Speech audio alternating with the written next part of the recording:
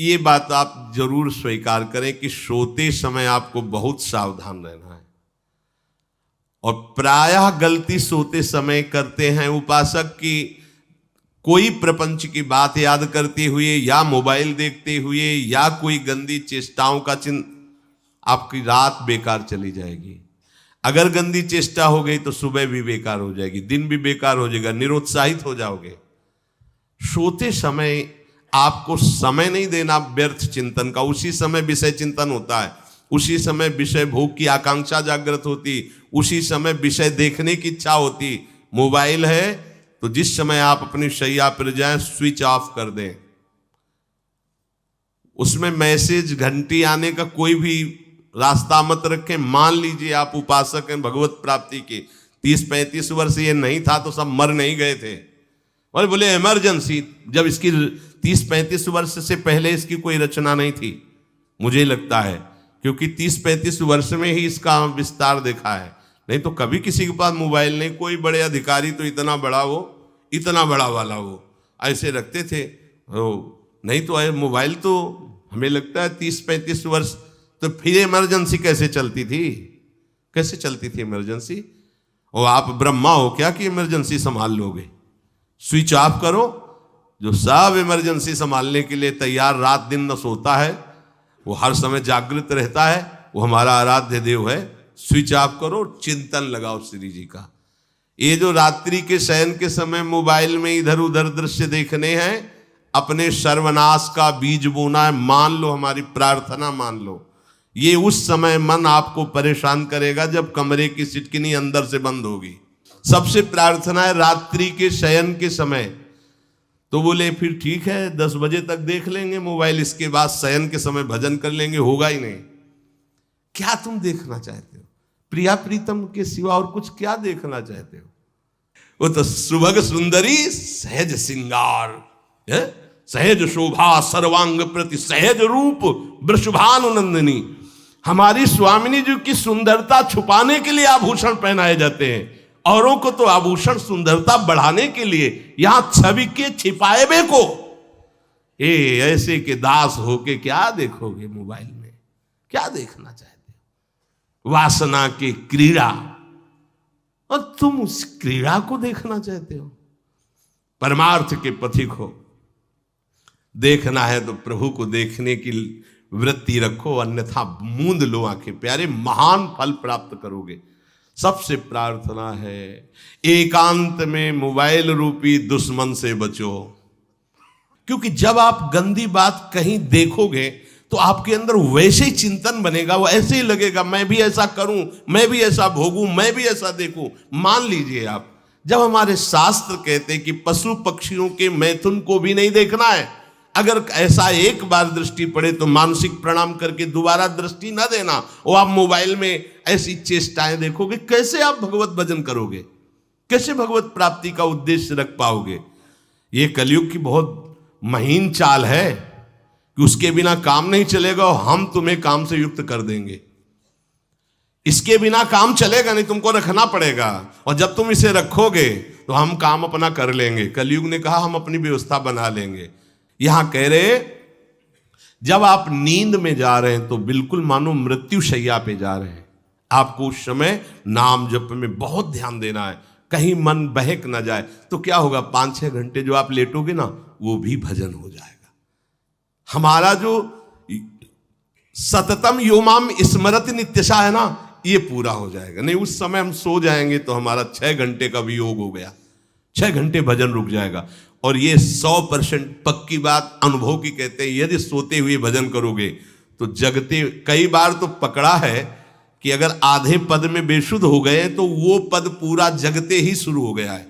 मतलब बीच में स्थिति भागवती की रही। जैसे बेहोश करते समय हमने कहा था, जब ऑपरेशन के हमें बता देना, तो उनका बाबा अब इंजेक्शन लगाने वाले हैं, तो वो 1 मिनट हमें केवल दीजिए, अपनी चित्तवृत्ति। तो जब होश आया तो वही पहले चिंतन चल रहा था, वही चिंतन। जैसे सोने के समय हम बेहोश हुए तो जगने के समय वही चिंतन, ऐसे ही इंजेक्शन से जब बेहोश हुए और जब होश आया तो वही चिंतन चल। बहुत बड़ा चमत्कार अभ्यास का है। नींद खुले तब से लेकर गाढ़ नींद आने तक स्मरण में कभी रुकना नहीं। और आपको एक छूट दे रहे हैं। कभी कभी क्या होता है कि एक मंत्र में, एक नाम में जैसे बहुत देर अभ्यास करते हैं तो मन उबने लगता है। इसका स्वभाव है, ये अनुभव की बातें कहते हैं। इसका स्वभाव है नवम नवम, नहीं तो ये मतलब, तो इसको हम लोगों ने कैसे फंसाया है। जैसे गुरु मंत्र जप रहे, अब 2-3 घंटे लगातार गुरु मंत्र जप, अब इसको उबन बढ़ी, अब ये छोड़ रहा है, बीच बीच में पता चलता है छोड़ना चाहता है, छोड़ रहा है, तुरंत इसको नाम में फंसाया। अब थोड़ी देर नाम में चला, फिर उब रहा है, बहुत विचित्र है ये। अब उसको फंसा दिया। उस पीछे की बात अभ्यास के समय, नमामि शमीशान निर्वाण रूपम विभुम व्यापकम ब्रह्मवेद स्वरूपम। चिंतन, पदगान करे, ये भगवान शिव पदगान कर रहे हैं और उसका चिंतन, निर्वाण रूपम विभुम व्यापकम ब्रह्मवेद स्वरूपम। अब अपने यहां अवसर है, सुंदर सुंदर कोई पद गुरुमंत्र जब करते हुए मन जब उबने लगे, राधा वल्लभ श्री हरिवंश, राधा वल्लभ श्री हरिवंश, राधा वल्लभ श्री हरिवंश, इसमें भी उबने लगे, शुरू कर, जोई जोई प्यारो करे सोई मोही भावे, भावे मोही जोई, इसमें भी उबने लगे। सुधा निधि का कोई एक लाइन ले लो, ब्रह्मेश्वरादि सुदुरूह पदारविंद श्रीमत् पराग परमाद्भुत वैभव, ब्रह्मेश्वरादि सुदुरूह छोड़ना नहीं है, तू भाग में नवम नवम दे रहा हूं, नवम नवम। इसको फंसाने के लिए आपके पास अस्त्र हो, जैसे यहां चाकू, यहां पिस्तौल, तलवार, ये वो सब बिल्कुल वीर सजा रहता है, ऐसे ही अपने लोग सजे रहते। छोटा राधा, अब एकदम चिपक गया है आके, तो कैसे मारे, तो छोटी चाकू है ना वैसे, राधा राधा राधा, थोड़ा दूरी राधा वल्लभ श्री हरिवंश, थोड़ा और दूरी गुरु मंत्र, बड़े बड़े अस्त्र अपने पास रख ले। बहुत भाग रहा है तो फंसा दिया। प्रथम यथावति प्रणव श्री, अब लग पूरा पदगा, पूरा पदगा उसमें लग, प्रथम यथामति प्रणव। भोजन पाते समय ऐसा अभ्यास किया है, 1 घंटा के पहले भोजन नहीं होता, चाहे 2 रोटी पाना हो, समय लगता है भोजन। आराम, एक एक नाम, एक एक, कुछ भी हल्ला मचाओ, कोई फर्क नहीं पड़ेगा, अपना चलेगा।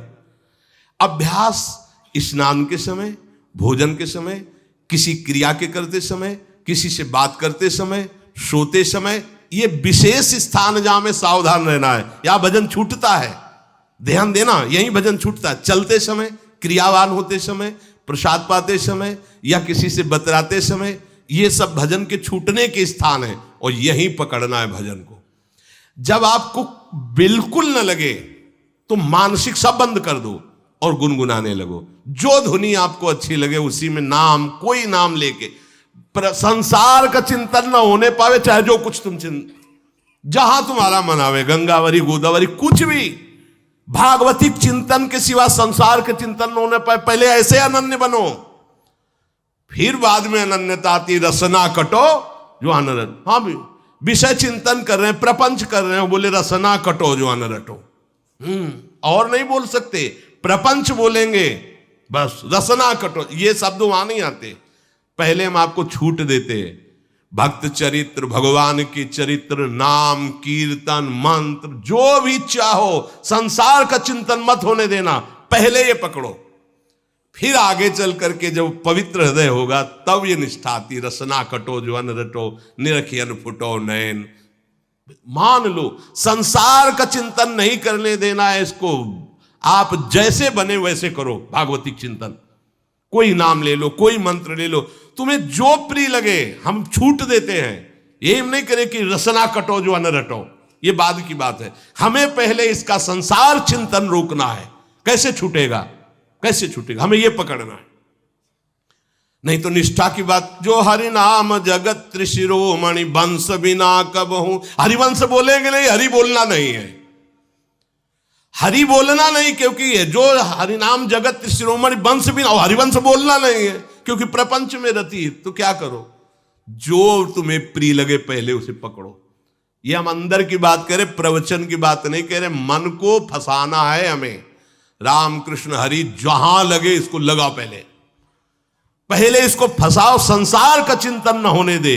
गीता भागवत भक्त चरित्र कुछ भी कहीं भी इसे फंसाओ, पहले संसार का चिंतन न होने दो, फिर लाओ इसको घुमा के निकुंज वाटिका में। फिर तो भागेगा ही नहीं, फिर नहीं भागेगा। अब सीधे निकुंज वाटिका में किसी महाभाग्यशाली गुरु आश्रित का लगेगा, अन्यथा बहुत प्रपंची मन है। आप आश्रय इधर का लोगे, प्रपंच का चिंतन करोगे, बात बनेगी नहीं। चिंतन छोड़ना है हमें, जैसे बने तैसे संसार का चिंतन छूट जाए तो हम विजय को प्राप्त होंगे। ध्यान दीजिए, इस परमात्म तत्व को वही प्राप्त कर पाता है जिसका राग बीत गया है, खत्म हो गया है, वैराग्यवान। ज्यादा परिश्रम नहीं है वैराग्य में, विवेक नहीं होने के कारण हम वैराग्य नहीं धारण कर पाते। हम बाहरी बातों को वैराग्य ले लेते हैं, ऐसा कपड़ा बदल लेना या कपड़ा ना पहनना या लौकी का कमंडल, मिट्टी का पात्र, तो हम अपने को वैरागी। बात यहां नहीं रुकेगी। वैराग्य का इतना ही मतलब नहीं, ये भी एक बाह्य अंग है वैराग्य का, पर वैराग्य का सच्चा स्वरूप है वीतरागा। कहीं कुछ भी अच्छा नहीं लग रहा, कोई भी सुख आकर्षित नहीं कर रहा, लोक लोकांतर की प्रतिष्ठा, मान, सुख, ऐश्वर्य, व्यक्ति, कुछ अच्छा नहीं। राग खत्म हो गया। ऐसा उस अक्षर ब्रह्म को, अविनाशी तत्व को जान पाता है। जगते भयो फिरे बैरागी। जैसी हरिवंश प्रपंच बंच सब ये काल ब्याल को खायो। हालत यह है कि जैसे सांप ने मेढक को पकड़ रखा और मेढक सामने पतिंगा को, कीड़े को पकड़ना चाहता है। उसे यह पता नहीं कि मैं खुद किसी का कवल बन चुका हूं, वो एक झटके में मुझे अपने पेट में ले जाएगा। ऐसे ही हम सब हैं, काल के द्वारा ग्रसित है। काल ने हमें पकड़ रखा है, पर हम भोग भोगना चाहते हैं। हम नाना प्रकार की मान प्रतिष्ठा पाना चाहिए, ये पता नहीं एक झटके में हमारा अस्तित्व ही खत्म हो जाएगा। जिनके अंतःकरण में किसी भी व्यक्ति, वस्तु, स्थान, पद, प्रतिष्ठा का राग ही नहीं रह गया है, उसे कहते हैं वैराग्यवान। वीतरागाः, राग ही नहीं है। जिनका अंतःकरण निष्पाप निर्मल हो चुका है, जिनके हृदय में केवल भगवत प्राप्ति की उत्कट लालसा जागृत हो गई है, ऐसा साधन संपन्न उपासक परमात्म तत्व में प्रवेश पाता है। अध्यात्म मार्ग की ऊंचाई पर वो स्थित हो जाता है। यदि छंतु ब्रह्मचर्यम चरंती, जिनकी इच्छा एकमात्र भगवत प्राप्ति की है, यदि छंतो, तो उनको क्या करना होगा? ब्रह्मचर्यम चरंती, ब्रह्मचर्य का पालन करना होगा। प्रत्येक इंद्रियों का निर्विषय हो जाना वास्तविक ब्रह्मचर्य है। केवल जनेंद्रिय से ही ब्रह्मचर्य को नहीं लेते। हमारी प्रत्येक इंद्री भोगों से रहित होकर भगवत अनुराग में, नेत्र प्रभु को देखना चाहते हैं, त्वगेंद्री प्रभु को स्पर्श करना चाहती है, घ्राणेंद्री प्रभु के श्री अंग की गंध पाना चाहती है, श्रवणेंद्री प्रभु के वचन सुनना चाहती है। एक एक इंद्री अपने प्रभु में लग गई, अंतर्मुख हो गई, बाहर विषयों का त्याग हो गया। इसे ब्रह्मचर्य कहते हैं। पर प्रारंभिक ब्रह्मचर्य में जनेंद्री का ब्रह्मचर्य अत्यंत आवश्यक है। यदि जनेंद्री जन्य व्यभिचार दोष से युक्त है तो कदापि उसे भगवत प्राप्ति नहीं हो सकती।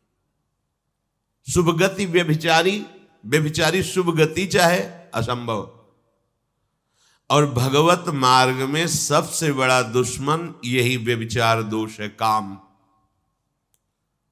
इसी से हमारा हृदय मलिन होता रहता है, अंधा बटे और पड़ा चबाए वाली दशा रहती। कहते हमें 50 वर्ष हो गए।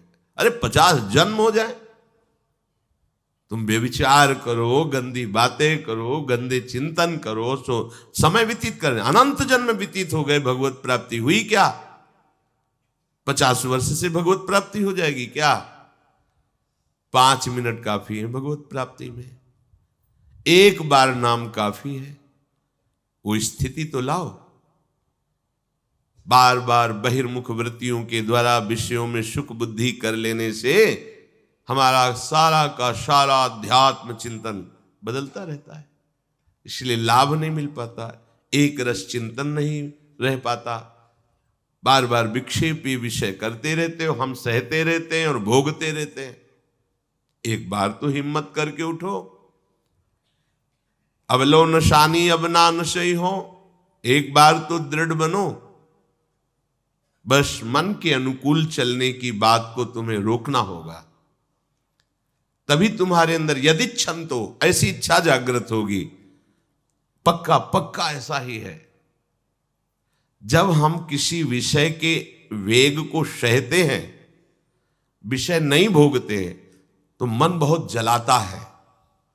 उस जलन में फिर एक ही बात होती है, बस भगवत प्राप्ति हो जाए, झंझट खत्म हो जाए।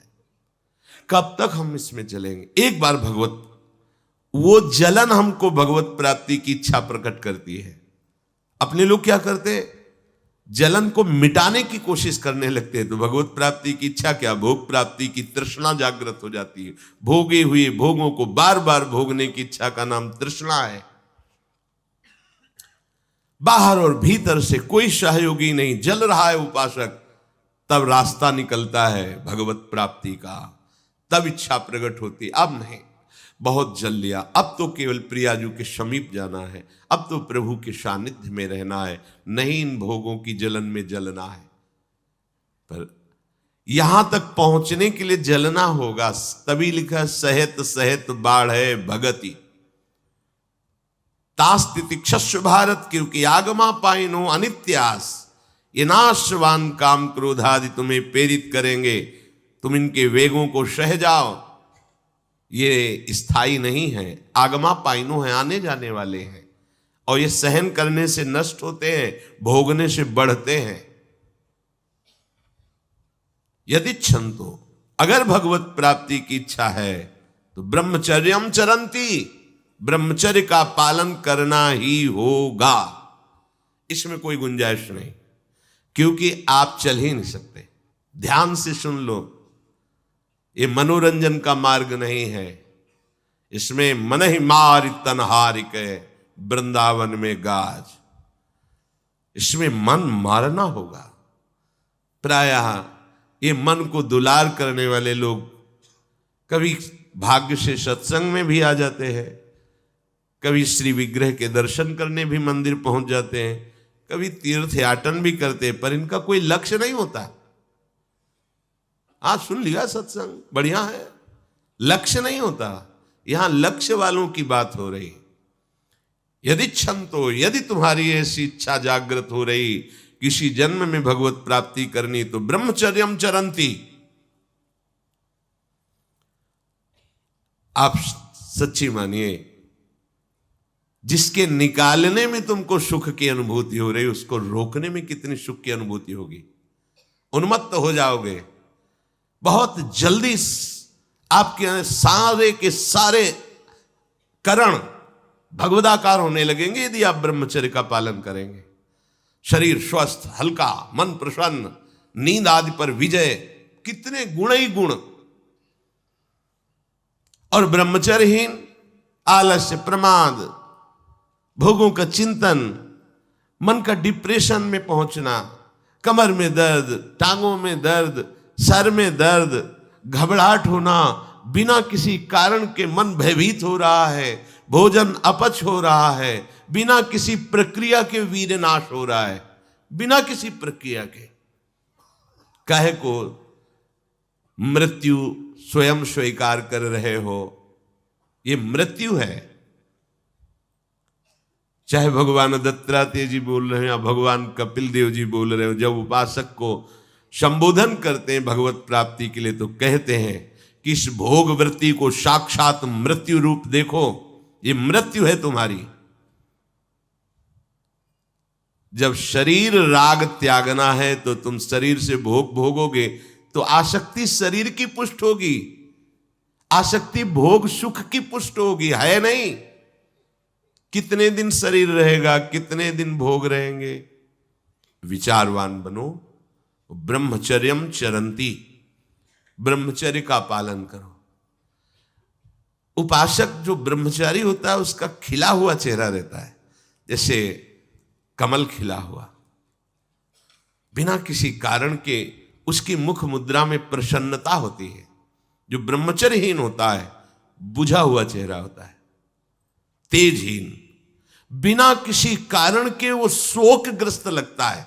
बैठा है, आपको लग रहा है शांत है, लेकिन आप चेहरे को देखो, वो एक शोकग्रस्त है, कुम्हलाया हुआ चेहरा, अशांत चेहरा। मुख प्रसन्न, तन तेज विराजा, यह है ब्रह्मचर्यम चरंती, भगवत आराधन संपन्न उपासक का। जैसे आग में पैर रखते हुए कोई चले तो कैसे चलेगा, ऐसे ही ब्रह्मचारी की पहचान है। इतनी स्फूर्ति उसके अंदर होती, जैसे आग में चलने वाला पूरा पैर नहीं रख पाएगा, अगला कदम रख देगा क्योंकि ताप लग रहा है, ऐसे उसकी स्फूर्ति होती पैरों में। उसकी आंखें एकाग्र रहती है, चंचलता इधर उधर या बार बार झपकना, यह विषयी पुरुष का लक्षण है। बार बार पलक झपकना, यह विषयी पुरुष का लक्षण है। इधर उधर ताक झांक, चंचलता, ऐसा बैठे तिनका तोड़ रहा है, पैर हिला, यह सब विषयी पुरुष के लक्षण है। यह तो बिल्कुल साधारण स्पष्ट दिखाई देता है आदमी विषयी है या ब्रह्मचारी, एक सेकंड में लक्षण होते हैं। आपको जब भगवत मार्ग का अवसर मिला है तो गृहस्थ हो, संतान हो गई, ब्रह्मचर्य से रहो। नहीं चाहिए संतान तो भ्रूण हत्या, गर्भ हत्या जैसे महापाप करने की क्या जरूरत है। उसी वीर से संतान उत्पन्न होती है जिसको आप नष्ट कर रहे हो, जिसको आप ऐसे पानी में बहा रहे हो, व्यर्थ फेंक रहे हो, तो उसको भ्रूण हत्या का पाप लग रहा है, तो तुमको पुण्य लग रहा है, वीरपात कर रहे हो तुम्हें भी वही हत्या लग रही है, क्योंकि उसमें वही जीवात्मा है जो मां के गर्भ में जाके बालक रूप धारण कर लेती है, उसको तुम नष्ट कर रहे हो। पर बुद्धि भ्रष्ट हो गई है, समझ में नहीं आता, व्यर्थ में वीरपात करते हो, व्यर्थ में। तुम्हारा भजन बनेगा, तुम अध्यात्म के योगी बनोगे, मजाक है अध्यात्म का मार्ग। होश में हो जाओ, ये मन के दुलार को बंद करो। जब तक इच्छा ही नहीं भगवत प्राप्ति की, तो फिर तुम कैसे भगवत प्राप्ति कर पाओगे। भगवत प्राप्ति की इच्छा कैसे होगी जब तुम्हारी इस तरह से निंदनीय वृत्तियां हैं। इंद्रियों को दुलार कर रहे हो, मन को दुलार कर रहे हो, भगवत प्राप्ति चाहते हो, आचरण नीच और चाहते हो उच्च पदवी। सावधान हो जाओ।